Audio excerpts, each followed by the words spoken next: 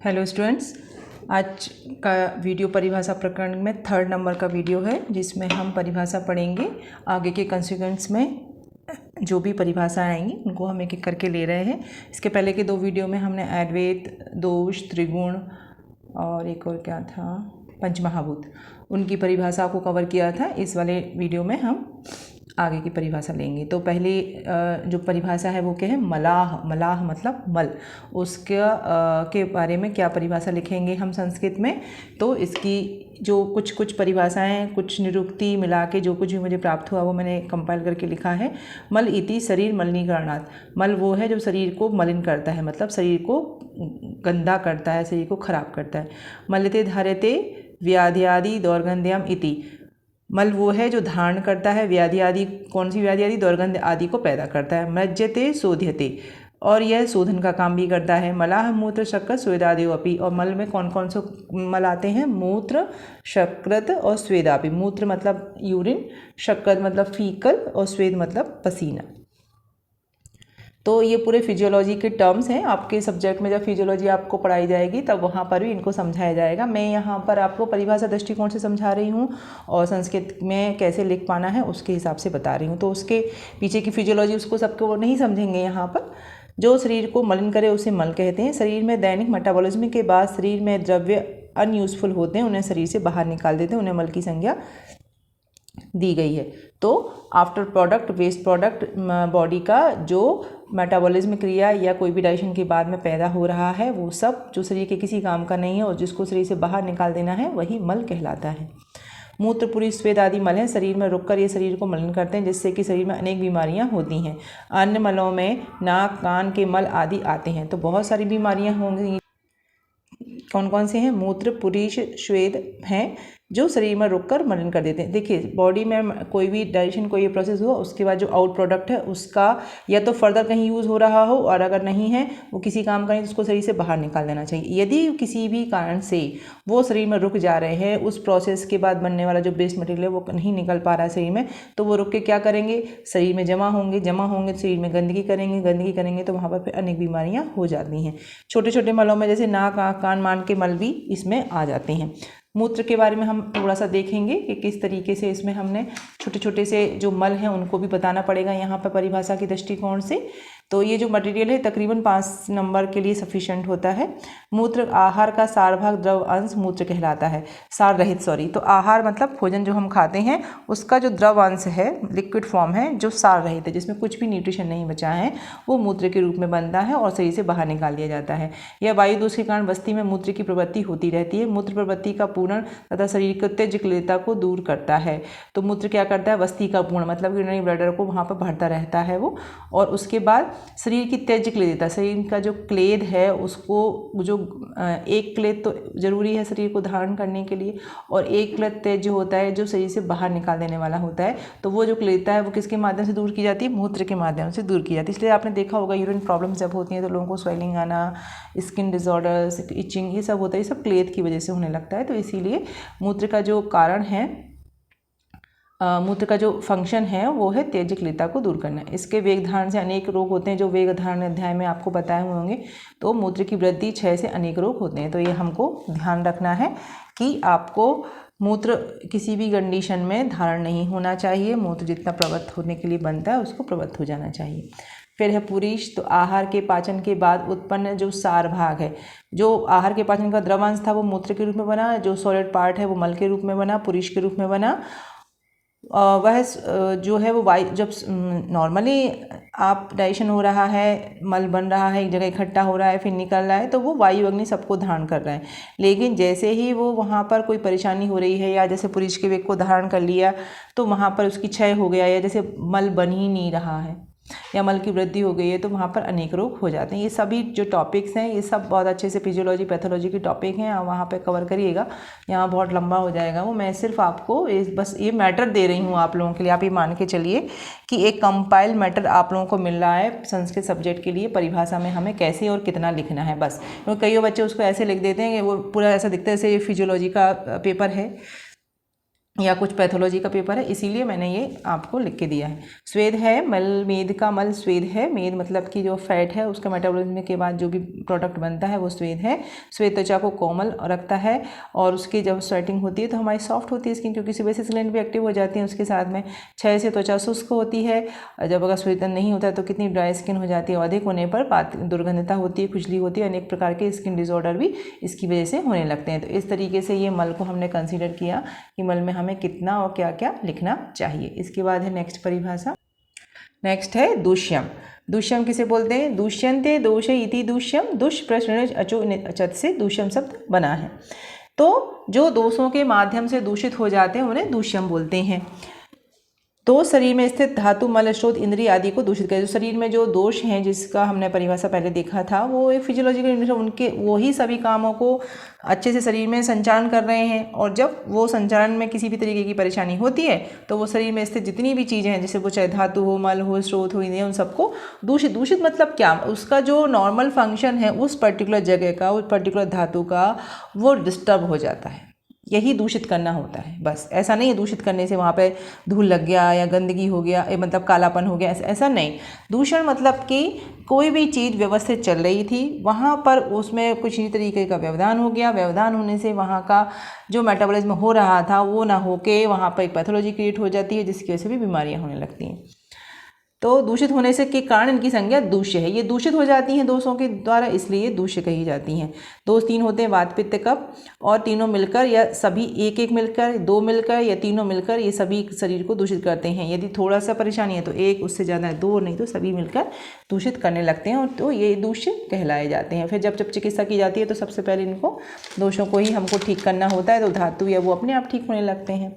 जब शरीर की नॉर्मल घटक की दूषित संज्ञा होती है तब रोग की संप्राप्ति में इनका इंपॉर्टेंट रोल होता है। बिना दूष इन्वॉल्वमेंट के व्याधि का नामकरण नहीं हो सकता है।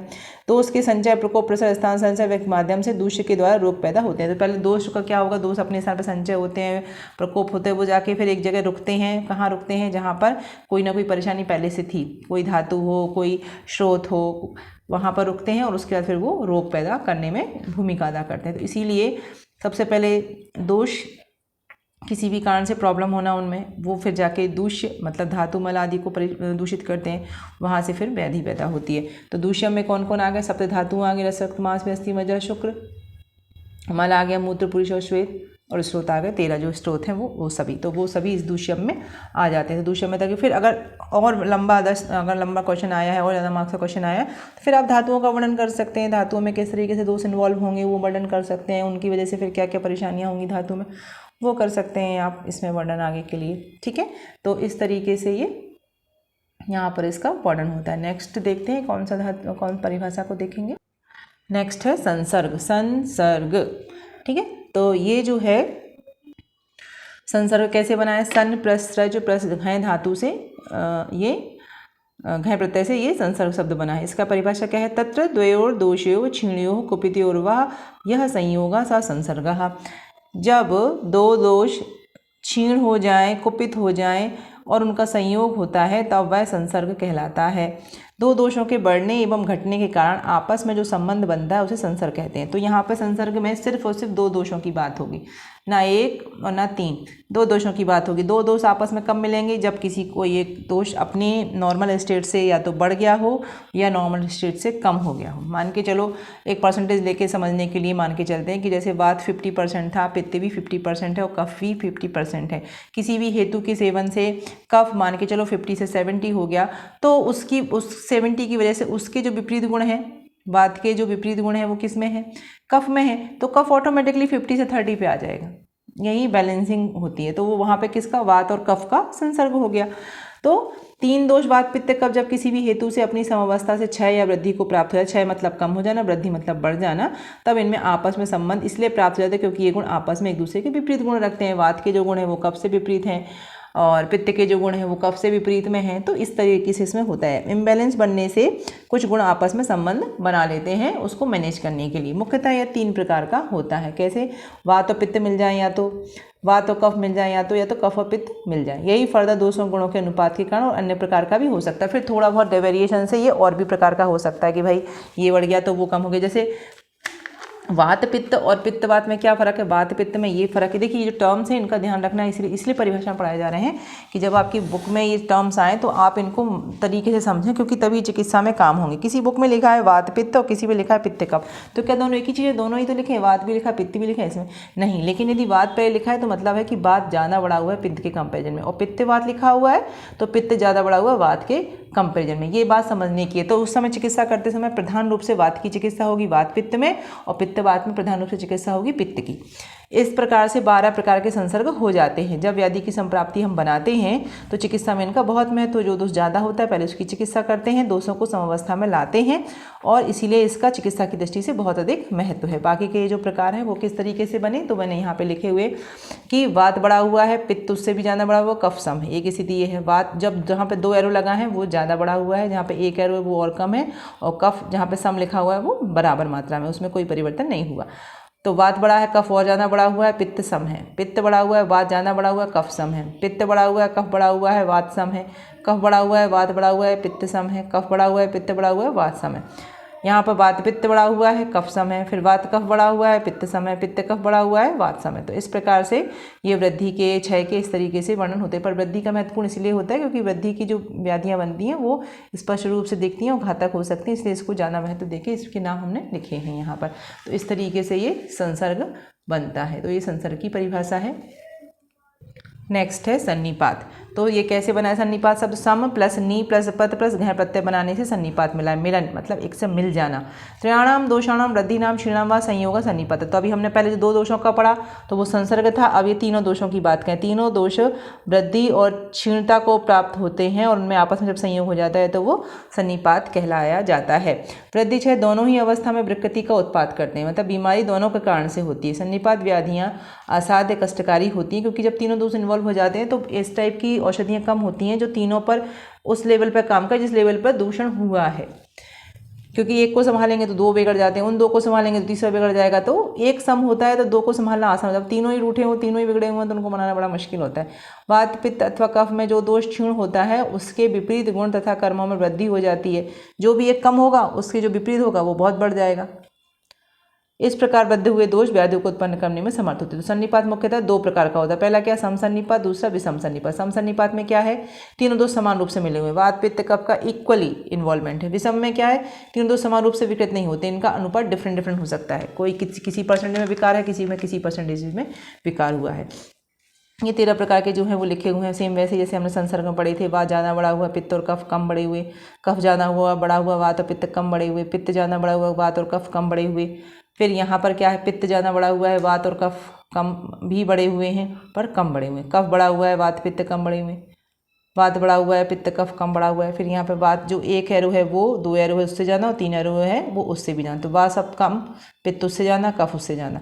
वात कम, कफ उससे ज़्यादा, पित्त सबसे ज़्यादा। तो इस तरीके से ये इनके कॉम्बिनेशन क्रिएट हुए हैं। ये कॉम्बिनेशन दोषों के अपने हेतुओं के हिसाब से कॉम्बिनेशन में क्रिएट होते हैं। फिर इनकी चिकित्सा की जाती है, देखा जाता है कौन सा दोष कितना ज़्यादा है, कौन सा ज़्यादा आशुकारी मतलब बहुत तीव्रता से जो घातक है, तो इसीलिए उनको सबसे पहले उसी को ही ठीक करते हैं, फिर बाकी के दोषों को ठीक करते हैं। तो इस प्रकार से चिकित्सा सिद्धांत इन्हीं सन्निपात की वजह से क्रिएट होते हैं। तो इस तरीके से हमने इस वाले वीडियो में 4 जो टर्म थे वो उनको कंप्लीट किया। मल, दूष्य, संसर्ग और सन्निपात। तो परिभाषा प्रकरण के ये 4 परिभाषाएं इसमें हमने आपको बता दी। नेक्स्ट परिभाषा हम आपको नेक्स्ट वीडियो में देंगे। अगर आपको ये वीडियो अच्छे लगते हैं और आपको हेल्प हो रही है तो आप और दूसरे स्टूडेंट्स को भी इसको शेयर कर सकते हैं, जिससे कि उनको भी इसमें हेल्प हो, बच्चे अच्छे से पढ़ के इसको लिख के सीख पाएँ। Thank you very much.